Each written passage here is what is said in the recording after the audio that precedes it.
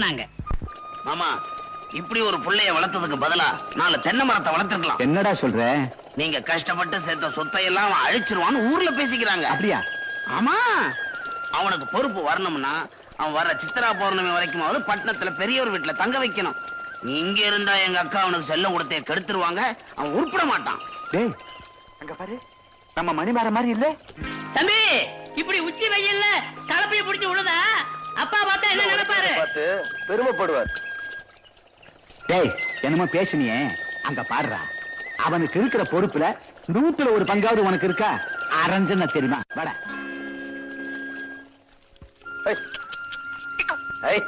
மணிமாரா, என்னடா இதெல்லாம்? அப்பா, நீங்க மதிக்கிற இந்த மண்ணையும் கலப்பையும் நான் மதிக்கலன்னு இந்த ஊர் சொல்லிடக்கூடாது பாருங்க. புரிஞ்சது போ.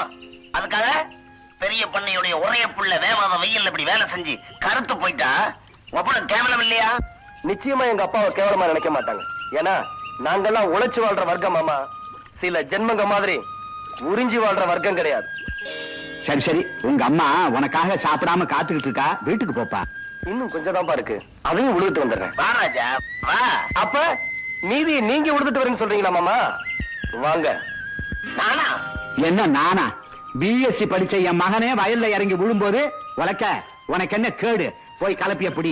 மாமா, அப்பா செய்யும் தொழிலே தெய்வம்னு மாமாக்கு நல்லாவே தெரியும். நீங்க போங்க, நான் இறக்கி விட்டு வரேன். கொடைய கொண்டா. ஆமா, இந்த ஸ்டைல்ல ஒண்ணும் குறைச்சல் இல்ல. மாமா மாப்ள மாமா, மாப்ள வந்தீங்கன்னா நான் 100 அடி பாயுவேன். நீங்க வட்டத்துக்குள்ள போனீங்கன்னா நான் கோலத்துக்குள்ளேயே போவேன். புரிஞ்சதா? இறங்குங்க. பரவாயில்ல, வாங்க. வலிக்கிடுச்சே. மாமா, நல்ல ஆழமா விழுங்க. நீங்க போங்க, அவரு விழுந்துருவார். விவரம் தெரிஞ்சவனாதான் இருக்கு. உன்கிட்ட கொஞ்சம் உஷாரா இருக்கும். அம்மா, அம்மா. வாப்பா மணி, உங்க அப்பா கோவமா இருந்தாரே, மாட்டிக்கிட்டியா? நானா மாட்டிக்குவேன்? நம்ம மாமாவை மாட்ட வச்சுட்டேன். அப்படியா?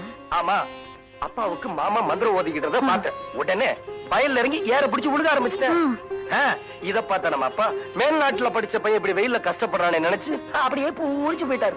அப்புறம் என்னமா, நான் உங்க பிள்ளையாச்சே, வரப்பு மேல இருந்த மாமனை வயக்காட்டுல இறக்கி விட்டுட்டேன். எப்படியா சாமர்த்தியம்? ரொம்ப சந்தோஷப்பா. அம்மா, ஏமா கலங்குறீங்க? ஒண்ணுமில்லப்பா, இத்தனை நாளா படிப்பு படிப்புன்னு சொல்லி உன்னை என்கிட்ட இருந்து பிரிச்சு வச்சுட்டாங்க. இனிமேலும் உன் மாமா எல்லாத்தையும் பொல்லாத்தையும் சொல்லி உன்னை என்கிட்ட இருந்து பிரிச்சு வச்சுட்டா என்னால தாங்க முடியாதப்பா. பயப்படாதீங்கம்மா, ஒரு பயலாலையும் உங்க மகனை உங்ககிட்ட இருந்து பிரிக்க முடியாது. பயப்படாதீங்க. பெரியவரே, தூக்க முடியல நம்பி. சொல்லுங்க, நான் தூக்குறேன். அட வாங்க.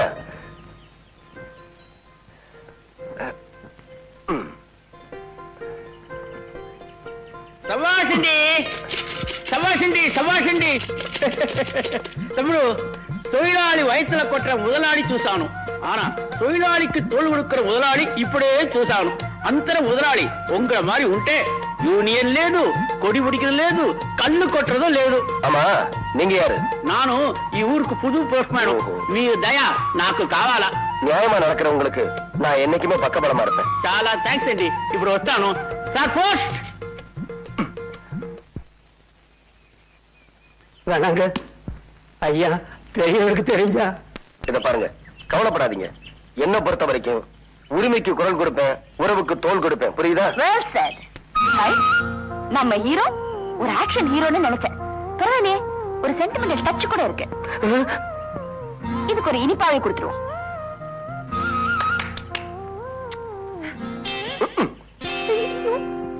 அண்ணே அண்ணே ஓடியாங்க. என்ன என்னது? அண்ணே அண்ணே ஓடியாங்க. அந்த பொண்ணு போதுனே, அந்த பொண்ணு. எந்த பொண்ணு? அட, இன்னைக்கு பறக்கிற முத்தம் கொடுத்துச்சுல, அதே பொண்ணு தானே. எங்க, அங்க எங்க? பாருங்க, அந்த நடந்து போயிட்டு இருக்கு, சகப்பு ட்ரெஸ் போட்டுக்கிட்டு. ஆமா, அதே பொண்ணு தானே, நல்லா பாருங்க. தேவைப்பட்டதுதானே. இதோட விட்டுறாதீங்க. கவலையே படாத, கோழி அமைக்கிற மாதிரி கப்புல அமைக்க போறேன். போங்க.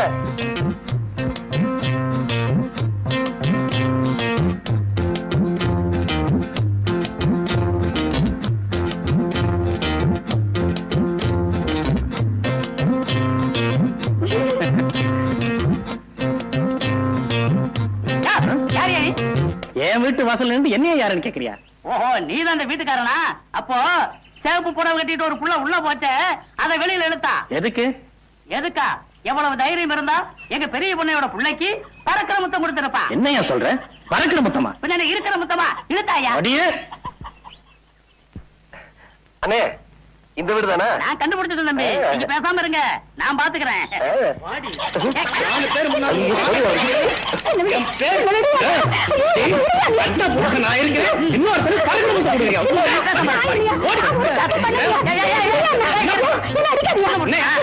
கல்யாணம் வேறமா? அப்ப தப்பு தப்புன்னு தப்பு. உங்க ஆத்தா விட்டு அடிபட்டாடி வருவாங்க. சும்மா இருங்க. ஐயா அடிக்காதீங்க. ஒரு சின்ன தப்பு நடந்து போச்சு. எனக்கு பறக்கிற முத்தம் கொடுக்கறவங்க இவங்க இல்ல, அது வேற ஒரு பொண்ணு. நம்ம பறந்துருவோம். மன்னிச்சிருங்க தாயே. கொஞ்சம் நில்லுங்க. என்ன ஊருக்கு புதுசா நீங்கலாம்? நம்ம கிராமத்துக்குள்ள நீங்க நுழையக்கூடாது சட்டம் இருக்கு, தெரியாதா உங்களுக்கு? எனக்கும் தெரியும் சார். மேல் இடத்துல இவங்க ரிப்போர்ட் பண்ணிருக்காங்க. என்கொயரி பண்ண சொல்லி ஆர்டர் வந்திருக்கு. அப்படிங்களா? அடடே, என்னமா தங்கச்சி, நீ நம்ம ஊர் பள்ளிக்கூடத்துக்கு புதுசா வந்திருக்கிற வாத்தியாரமார்ல? ஆமாங்க. அப்ப உனக்கு ஏதாவது தவறு நடந்ததுன்னா பஞ்சாயத்துல சொல்லணும். அவங்க சரியா தீர்ப்பு சொல்லலைன்னா அதுக்கப்புறம் போலீஸ் ஸ்டேஷன் போகணும். நீ நேரா போலீஸ் ஸ்டேஷனுக்கே போயிட்டியம்மா. மன்னிச்சுக்கங்க சார், இந்த அளவுக்கு இங்க கட்டுப்பாடு இருக்குன்னு எனக்கு தெரியாது சார். நான் கேஸ வாபஸ் வாங்கிக்கிறேன். உங்க மாதிரி ஊருக்கு ஒருத்தர் இருந்தா எங்களுக்கும் வேலை இல்ல, கோர்ட்டுக்கும் வேலை இல்ல. சட்டத்துல உள்ள ஓட்டைகளை பதவியில இருக்கிறவன் பணத்தை கொடுத்து அடைச்சிட்டு தப்பிச்சு விடுவாங்கிறதுக்காக தான் எங்க ஊர்ல இப்படி ஒரு ஏற்பாட்டை பண்ணியிருக்கோம். வரேன் சார். ஸ்டேஷனுக்கு வந்து கம்ப்ளைண்ட வாபஸ் வாங்கிக்கோங்கம்மா. கமான். என்ன மாதிரி இருந்தது என்கிட்ட சொல்லு. இந்த ஊர் பெரிய பண்ணையோட சின்ன மச்சான் கொஞ்ச நாளா என் பின்னாடியே சுத்திக்கிட்டு இருந்தா. அப்படியா? ஆமாங்க. அத நான் பெருசுப்படுத்த விரும்பல. நேத்து நான் தனியா போய்கிட்டு இருக்கிறப்போ கைய பிடிச்சு எடுத்துட்டான். கண்ணையா, என்னய்யா? போடி பெஞ்ச். பெரிய பண்ணையாரோட மச்சான பெஞ்சு மேல ஏத்துனத பத்தி ஊரு பூரா பேசுறாங்க. என்னவா? பெரிய இடத்து பகை ஏன் வளர்த்துக்குவானேன்னு கேக்குறேன். நியாயங்கிறது பெரிய இடத்துக்கு ஒண்ணுதான், சின்ன இடத்துக்கு ஒண்ணுதான். இது பனங்காட்டு நரி, அந்த லொள்ளுக்கெல்லாம் ஒண்ணு அஞ்சாது. வணக்கங்க. வணக்கங்க. நீங்க? நான் பெரிய பண்ண தர்மலிங்கத்தோட மகன். வாங்க வாங்க வாங்க. நல்லா இருக்கீங்களா? கோயில் நகையை கொள்ளையடிச்சவங்கலாம் நீங்க தான் அடிச்சு விரட்டினா சொன்னாங்க.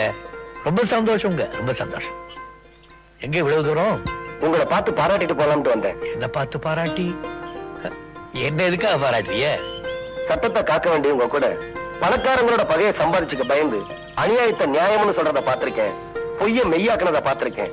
ஆனா நீங்க நியாயம் எல்லா ஜாதிக்கும் பொதுதான அடிச்சு சொல்றீங்க பாருங்க. அந்த பாணி எனக்கு ரொம்ப பிடிச்சிருக்குங்க. அடடே, ரொம்ப புகழ்ந்து பேசுறீங்களே. சட்டத்தை மீறினவனை 4 அடி அடிச்சாலும் 4 வருஷம் உள்ள தந்தாலும் அவனை குற்றவாளின்னு எல்லாருக்கும் அடையாளம் காட்ட முடியாது. ஆனா நீங்க தண்டிக்கிறவதான் அவனை ஊருக்கே அடையாளம் காட்ட முடியும். அடி உதைக்கு பயப்படாத குற்றவாளி கூட அவமானத்துக்கு பயந்தே தீரணும். உங்கள மாதிரி ஊருக்கு ஒரு தலைவர் இருந்தா செல்வாக்க வச்சுக்கிட்டு சட்டத்தை ஏமாத்துறவங்களை எல்லாம் அடையாளம் காட்டிடலாம். ஒரு வார்த்தை சொன்னாலும் ரொம்ப கரெக்டா சொன்னீங்க. தம்பினா தம்பி, தங்க கம்பி. கடவுள, தம்பி கொஞ்சம் வளரட்டு, அதுக்குள்ள கெடுத்துறாத. ஒன்ன மாதிரி வரலாம். கை எண்ணெய்க்கு கட்டதை நிறுத்துறீங்களோ தட்டதை நிறுத்துறீங்களோ அன்னைக்கு தான் ஊர் உருப்படும். கரெக்டா சொன்னீங்க. தாராபுரத்துல இருந்து நெல்மண்டிக்காரு வந்திருக்காரு. அப்ப நான் வரேங்க. தலைவர்கிட்ட ஒரு விஷயம் கேட்டு தெரிஞ்சுக்கலாம் மறந்தே போச்சு. என்ன விஷயம்? இல்ல, ஒரு பொண்ணு கிட்ட தப்பா நடந்துகிட்டாருங்கிறதுக்காக உங்க சின்ன மாமாவை பெஞ்சு வேலை ஏத்துனாரு. ஊர் பெரிய பண்ணையார் ஒரே மகன் உங்களை பார்த்து ஒரு பொண்ணு பறக்கிற முத்தம் கொடுத்தாரு. அவளை எங்க ஏத்துவாரு, எதுல ஏத்துவாருன்னு தெரிஞ்சுக்க முடியல. கிழிச்சிங்க. உங்ககிட்ட சொல்லி என்ன பிரயோஜனம்? அரைச்சா போங்க. ஏன் தம்பி என்கிட்ட தெரிஞ்சு வளர? இந்தா, நீ ஒண்ணு இருக்கிய திங்கிறதுக்கு தான் லாயக்கு, வேற எதுக்கு லாயக்கு?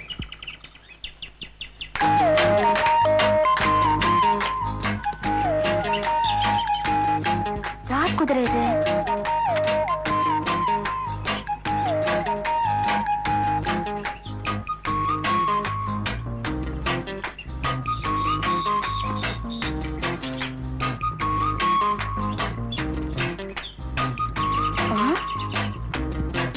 ஓஹோ, அந்த மதுரை இளம் குதிரையா நீ?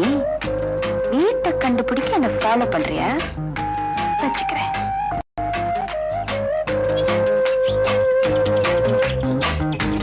பாரு, உன் பாஸ் வாசக்கண்ணிலேயே மிளகாய் தூள் போட்டிருக்கேன். நீ எந்த மூளைக்கு போ இரு. மாணிக்கண்ணே இங்க வாங்களே. என்னம்மா? இந்த குதிரை குறுக்க நிக்குது, எனக்கு பயமா இருக்கு, கொஞ்சம் விரட்டி விடுங்களேன். சரிம்மா.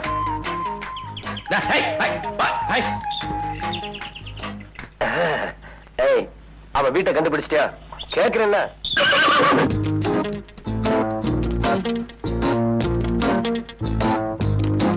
என்னடா இது, முதல்ல வீடு தேடி வந்திருக்கோம், வான்னு கூப்பிட ஆளு இல்ல.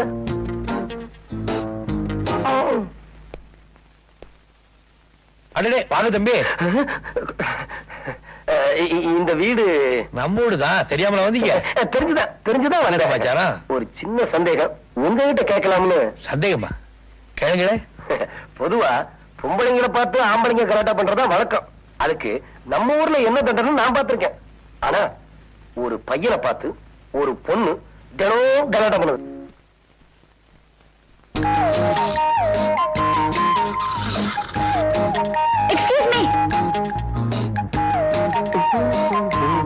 என் அண்ணன் கிட்ட காட்டி கொடுக்காம காப்பாத்திட்டீங்க, ரொம்ப நன்றி.